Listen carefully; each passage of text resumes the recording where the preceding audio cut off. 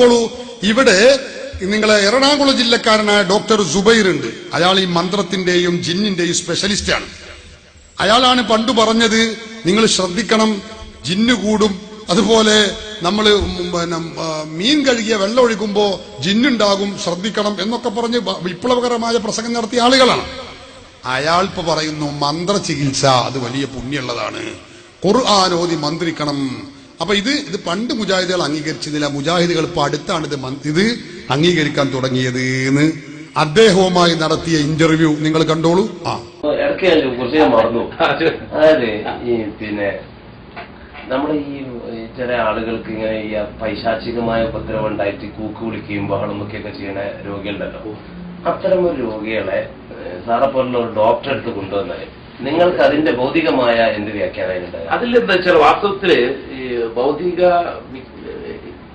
നിങ്ങളിപ്പോ നമ്മളെ ജീവിതത്തിൽ നിൽക്കുന്ന ഉറക്കമുണ്ടല്ലോ, ഉറക്കം എന്താണെന്ന് ഒരു ശാസ്ത്രം പറയാൻ പറ്റില്ല. കാരണം നമ്മുടെ ആത്മാവുമായി ബന്ധപ്പെട്ട ഒരു വിഷയം ശാസ്ത്രത്തിന് ബന്ധപ്പെട്ടല്ല. അത് ഇങ്ങനെ ഒരു കൂക്ക് വിളിച്ചു വന്നു കഴിഞ്ഞാല് തലച്ചോറിനെ തളർത്തുന്ന മരുന്ന് കൊടുത്ത് മയക്കി കിടത്താന്നല്ലാതെ അതിന്റെ രോഗത്തിന്റെ അടിസ്ഥാന കാരണം ചികിത്സിക്കാൻ സാധ്യമല്ല. എന്താണെന്ന് അറിയില്ല. ഇല്ല, അതുകൊണ്ടാണ് ഇപ്പോ മാനസരോഗങ്ങൾ ഒരിക്കലും ചികിത്സിച്ച് മാറ്റാന്നുള്ള ഒരാൾ മാനസരോഗിയായാലും പിന്നെ ജീവിതകാലം മുഴുവൻ മാനസരോഗിയായിട്ട് അങ്ങനെ മരുന്ന് കഴിച്ചാൽ മരുന്നിന്റെ ഇതിൽ തളർച്ചയിൽ ഒന്നില്ലായാലും മാനസരോഗിയായ അതിന്റെ ക്ഷീണായിരിക്കും, അല്ലെങ്കിൽ മരുന്നിന്റെ ക്ഷീണായിരിക്കും. എന്തിനൊന്നായിട്ട് ഖുർആനിക ചികിത്സ അതിന് ഫലപ്രദമുള്ളൂ. കാരണം മറ്റ് ഇതെന്ന് പറഞ്ഞാൽ തൽക്കാലം ആളെ മയക്കി കിടത്തി. അതായത് പറഞ്ഞ ഇപ്പൊ ഒരു ബ്രേക്ക് പൊട്ടിയ വണ്ടിയെ നിർത്താൻ വേണ്ടി നമുക്ക് കുറച്ച് കല്ലും മണലൊക്കെ ആണെങ്കിൽ റോഡിലെത്തിയിട്ട് ആ വണ്ടിയുടെ സ്പീഡ് കുറഞ്ഞു കിട്ടില്ല എന്ന് പറഞ്ഞതുപോലെയുള്ള ഇതൊന്നല്ലാതെ അടിസ്ഥാന കാരണം മാറ്റാൻ നിങ്ങൾക്ക് സാധ്യമല്ല.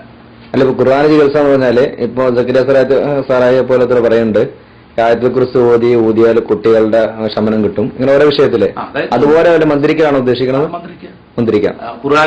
ഖുർആനിലെ ആയത്തുകൾ ഹദീസിൽ വന്ന പ്രാർത്ഥനകൾ ഓതി രോഗികൾ ഊതുക. അല്ല, അതന്നല്ലേ ഇപ്പൊ ഈ സുന്നികളിലും പലരും ചെയ്യുന്നതന്നല്ലേ? അല്ല, സുന്നികളിൽ ചെയ്യുന്ന പറഞ്ഞാൽ അതിലുള്ള അഭിപ്രായ വ്യത്യാസമാണ്.